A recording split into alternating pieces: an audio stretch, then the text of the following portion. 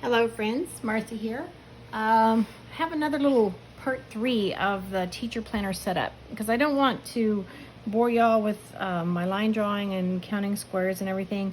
I just want to work on a little bit of it, give you a little bit of advice so that you will have some information when you go to plan yours and draw yours out if you choose to do so. So I worked on July. I counted out my grids, and here's my, like I said, I like to leave empty boxes for days that are not part of the calendar month, and then here at the end. And I drew this out in pencil because I wasn't sure what I was doing. I wanted the freedom to erase if I made a mistake. I did talk about the gel pens. Now my dog's gonna start playing, making noise, I'm sorry. I did talk about the gel pens, and I do have an example of what I was talking about in here. I'll show you. But I made myself a note on here that July started on Wednesday and ended on a Friday, so I would know which of my boxes I wanted to start and finish on. So here's July in pencil. August is a little different, and I'll show you. I left a blank margin at the top of the page here because I only needed 5 weeks for July. But in August, I needed 6 weeks because the first was on a Saturday. And I wouldn't mind doing the diagonal and sharing a box for the Saturday, but I don't want to do it on Mondays, which are school days, in my teacher planner. I'm afraid I just might have too much information for that day in that box. So I went ahead and moved. I don't have the margin up here. I moved my margin up. I still had enough room on the page to do my 8 boxes and a 7-week spread for August. So that worked out. And again, it was in pencil. I was glad I experimented with that. I have my empty boxes for days that are not in August, and then I'm starting on the 1st here.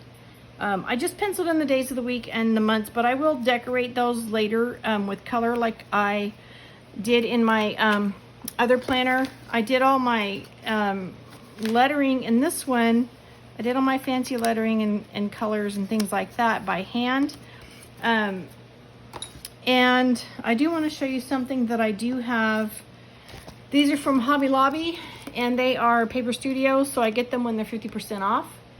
So $1.50 on this, and there's several sizes of each month. I don't know how many sets are there, probably 3. Oh yeah, 36 pieces. So you'll have 3 sets, and they're different sizes. If you want to use stickers like this for headings in your calendar, that's a great idea.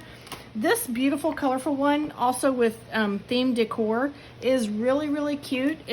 I bought another one when I was there because it's actually the one that I used in my B6 Stalogy, which is my personal one. So I used the decorative months to decorate the calendars that I created in my B6, which is what I carry every day. So just wanted to share that with you in case you're not into doing the hand lettering by yourself. Those are some great, very inexpensive options, especially if you go when Paper Studio is 50% off, which is quite often.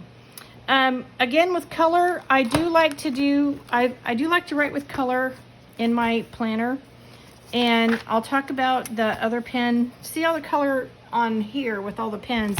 These were used with these Varsity, they are disposable everyday fountain pens, but they write nicely on the Midori paper, and I plan on using those in my Stalogy as well. They're great for writing. I like to write different colors for different subjects or different things, just to help my eyes, the visual, spacing on the page. But again, when I was talking about here's September, I didn't finish, and I have time to go through this. I'm just getting a little bit here to share with you, but I have the 1st and the 30th of September, Tuesday through Wednesday. I haven't started lining out October yet, but I can work on that tomorrow. Nothing has to be done before school.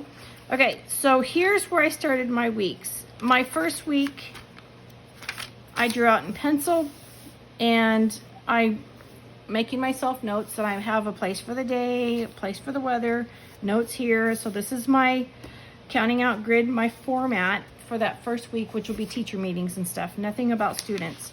And then, so I decided to use a pen. And this is what I was talking about. I get blobs. There's a blob. and it smears. I get blobs. It smears, and then it gets on your hands and you transfer it elsewhere on the page. So this is, I made myself a note, the Uniball Signo I was using to draw my lines. I don't want to do that again. But the gel pens, for some reason, when you use them with a ruler, the ink just kind of blobs up under there and then it just smears on the page. I don't know what it is. So I went and got my Micron. These are Pigma Micron pens, and the PN means it's a plastic nib. PN stands for plastic nib. So it's not the felt tip or the brush tip. It's very durable tip to use on the Stalogy page, and it worked much nicer than the Uniball Signo. So I just wanted to share that with you. I'll continue using the Micron pen. I haven't tried out my Stalogy fine point. Stalogy. What am I thinking?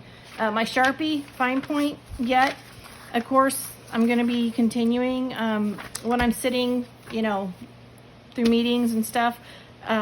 I really enjoy drawing out my grid lines. It's something that's relaxing to me. Usually when I do it, and I can't do it now, I listen to some relaxing music or, you know, rainstorms or something. I really enjoy my quiet time and get all my grids done. So it's an enjoyable experience for me.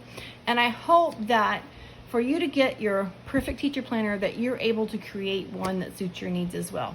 Thank you for spending minutes with me. I really appreciate your time, and I hope that what I share with you will help you out if you have any questions. Comment below, ask away, and I will try to help you if I can. Have a blessed day. Talk to you later.